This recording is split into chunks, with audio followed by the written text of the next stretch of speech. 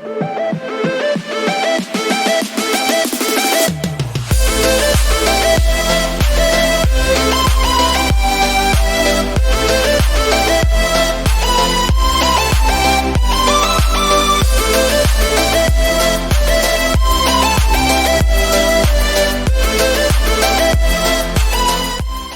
guys, so today thought I would try and do a little video of a lucky fat man. Well, not really fat man, flatman. Nice little paracord charm. My understanding is these are gifted, not sold, to pass on luck of the giftee to the gifter. Is that the right way around? The person who gives it is supposed to give on some luck to the person who receives it. But yeah, I think they're kind of cool. To be fair, hopefully I can do this one better than I could the other. I had a lot of practice with t'other. So yeah, this is stage one. It's a very simple, if you know how, I suppose, Turk's head knot will make the head. So what I'll do is I'll go into the video.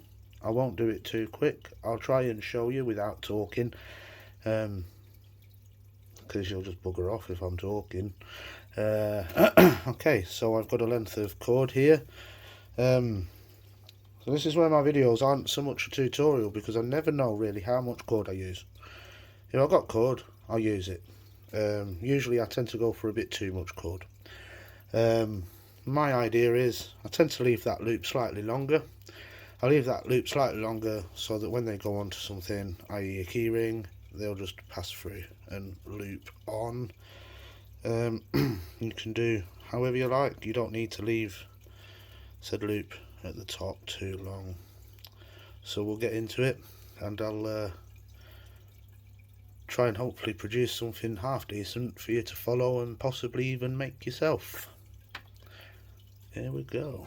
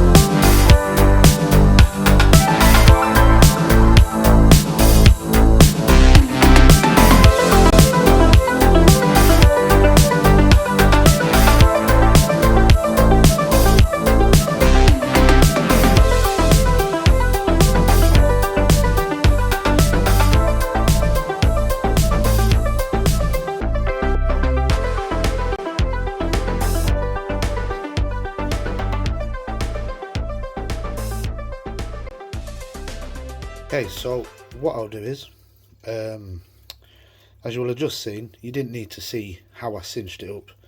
It's just a case of pushing one through, chasing it around until you've got it a bit tighter. You've got that top loop there at the desired length. What I'll do is I'll go back to the beginning of this bit and just replay it through again. You don't need to see all the cinching up again, but I will replay the way that I did that.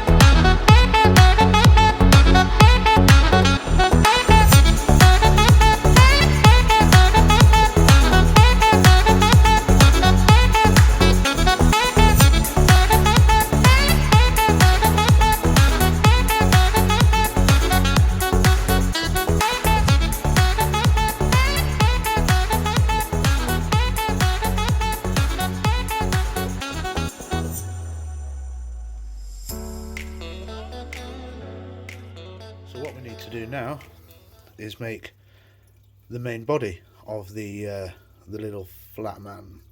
So this is what you would call a Solomon bar, or cobra knot, I think it's called as well. For about, I think, maybe just under 2 inches of the body. It's very, very simple, and again, I'll talk through a little bit of it. So we'll go for a 2-inch body, shall we? So we want to be at about the 2-inch mark. I need to now keep an eye on where that is. To start this cobra knot, I go from one loop like this, under. I take the other end, go under the end that we've just looped, over the top of, and then through the loop that we formed first. This then starts the bottom part. So the important part to remember here is that this strand here is below. So if this strand here is below, you go over the top, and then the second strand goes over the top of that strand, around the back, and then up through, so that then you get a nice flat cobra knot. This part here now is above, so what we need to do is go behind. This one here goes under, over, through. Okay, so I'll put you on a bit of a speed up and I'll finish the body, but first what I'll show you is the importance of why we alternate, because if we carried on doing the same way, you would end up with something like this, which is, I suppose, like a DNA strand, helter-skelter, spiral. Go the same way each time, it will twist the knot. We don't want a twisted knot for a body.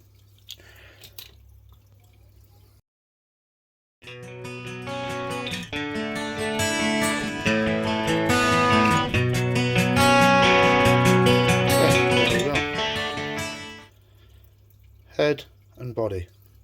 So now what we need is we need to put the arms on. So because we started at the bottom to work our way up, we just do the same again to go down. Strands above, so we go behind, create that loop, behind that strand, over the body, through the loop. It's exactly the same process as before, only you're going over the top of what you've just made.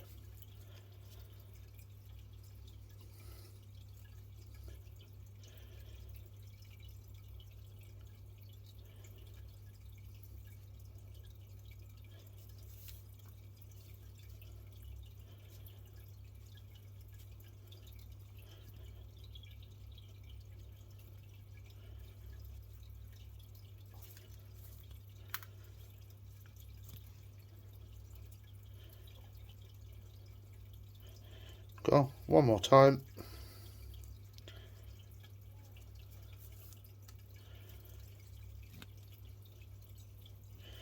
There we go. Not quite complete, because this is where my lack of fingernails doesn't come into play.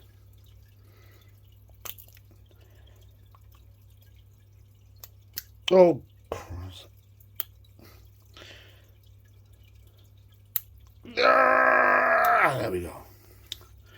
That's what we do. I find torchlighters work a lot better for the melting. Just need to snip the ends, being careful not to cut any of the other cord. Give it a quick melt, flatten it down. Same again. Give it a quick melt, flatten it down. And there you go, folks. How to make your own lucky